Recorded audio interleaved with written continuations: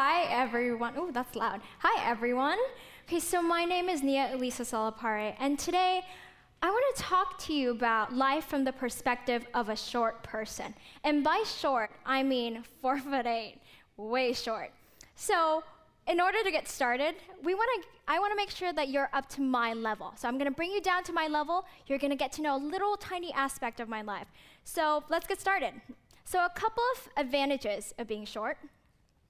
Number one, just kidding, I got this. Yay, okay.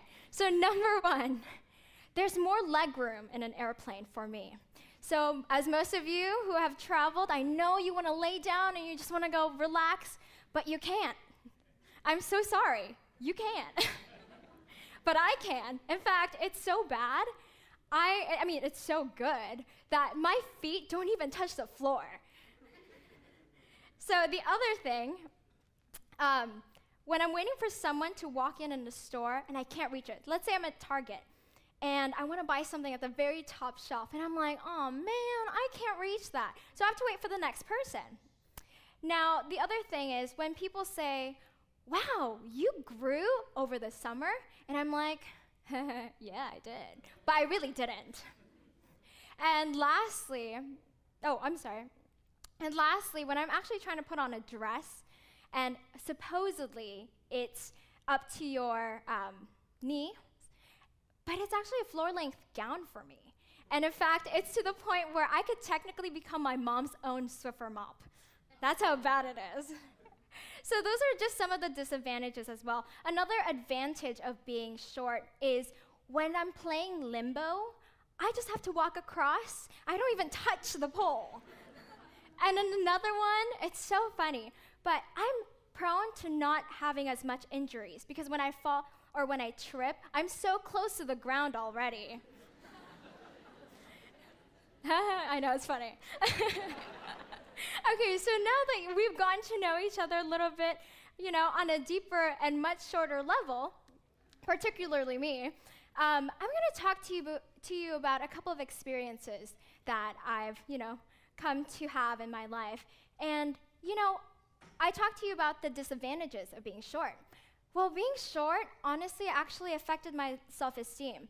But then I realized, wait a second. Why is something that I was born with going to affect my self-esteem? If it's something I was born with, I can't really change it.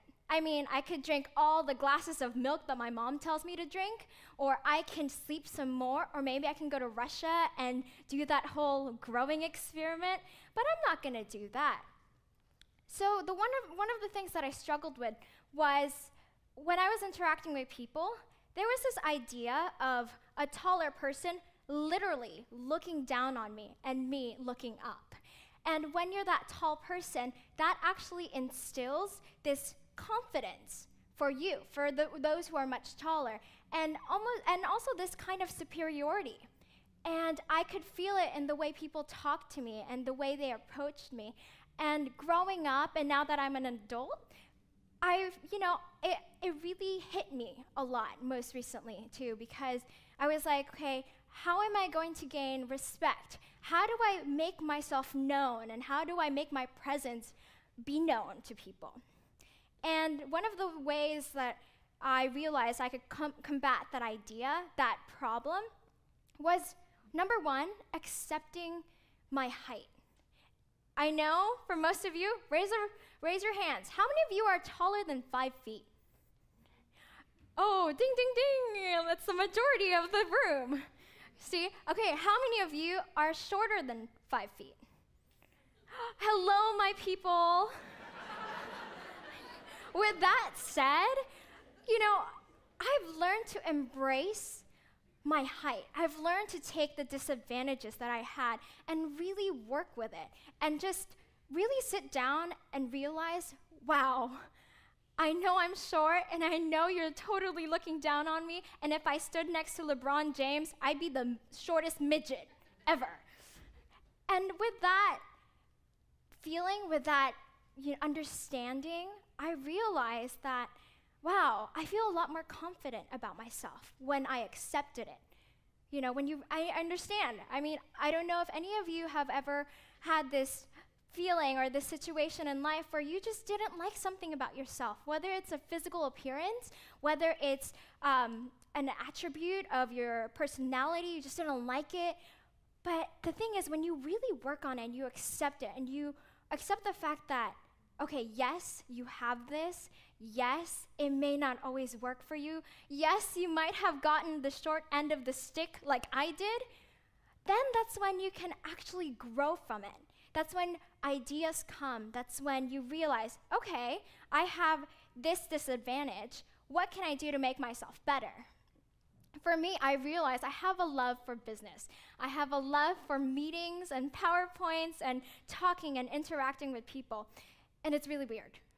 And I realized in order for myself to become known in the business world, or at least make my presence known that, hey, there's a short little girl out here, 4'8", and I have an idea for you. I realized that what I lacked in height, I'm going to make up for in a big personality. And that's why I'm here today. So, a couple of things that I'm going to leave you with before I end my talk. When you don't like something about yourself, whether, like I mentioned, it's a physical attribute, maybe you're really tall and you find being tall might be awkward, please give me some of your inches. I mean, I take them any day, okay? Or maybe you don't like something about how you talk, or maybe you don't like how sometimes you're so forgetful. You know, those little things that we deal with every single day of our lives. Number one, accept it. If you can't change it, accept it. And from there, work on it. Every single day, work on it. Because you know what? Life is way too short. I mean, shorter than my own height, really. So embrace yourself. Embrace the person you are. Because how many of you have seen the movie The Help? Ooh, yeah, I have. Okay, there's a quote in that movie where Abilene is teaching this little girl that you is smart, you is kind, you is important. See, okay? Remember that. You are smart, you are kind, and you are important. No matter what disadvantages your life may bring, no matter what disadvantages your physical appearance may bring, I bet you those disadvantages aren't even real. It's just really all in our heads. What we can't control is how we perceive ourselves. What we can control is how we see, okay, I have tiny arms and sometimes I can't touch the floor when I'm sitting down on a roller coaster. Or sometimes when I'm driving, I literally am like this. I have to scoot my chair all the way up.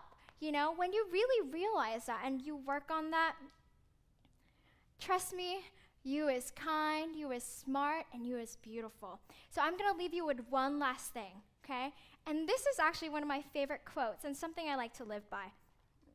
And that is, the greatness of a man is not measured from the feet to the head, but from the head to the sky. So remember, it's how you perceive things that's important. So look at yourself as someone who is smart, who is kind, and who is beautiful, and who is most importantly important. Most importantly important, see? I'm trying to emphasize that. So remember that. You is kind. One more time, okay? You is kind, you is smart, you is important. Thank you.